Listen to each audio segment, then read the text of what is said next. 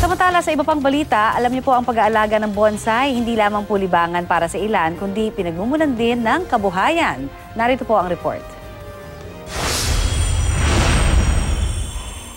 Di man singtayog ng mga puno, wag daw iismuli ng mga bonsai na ito at marami ang nahuhumaling dito. Gaya ni Roberto Maningas na nakita ang pag-aalaga ng mga bonsai bilang bagong hobby matapos magretiro sa trabaho. Para sa akin, napakaganda, isa sa magandang to.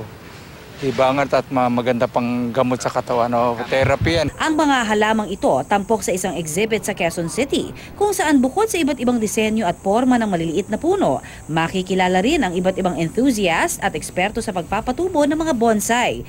Gaya ni Mang Mel Maslog na 2 dekada nang nagpapatubo ng bonsai. Dalawang klase kasi ang nagbobonsai. Yung isa, nangunguleksyon at yung isa naman, ginagawang hanap buhay.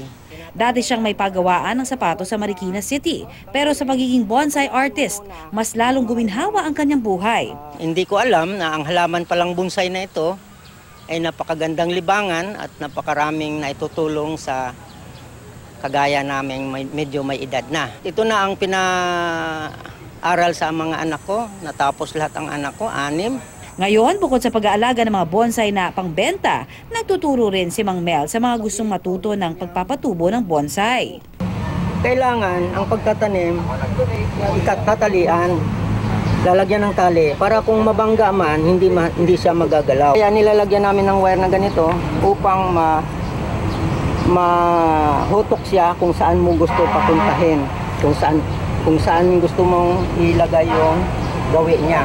Hindi man madali at may katagalan ng pagpapalaki at pagpapaganda sa mga bonsai, nakamamangha naman daw na makita ang finished product. Para kami alagang baby. Kasi kailangan tinitrim mo yan, tapos bine-fertilizer mo. Pag napaganda mo, naibebenta mo rin naman, dumadating ang araw na pakikinabangan mo rin.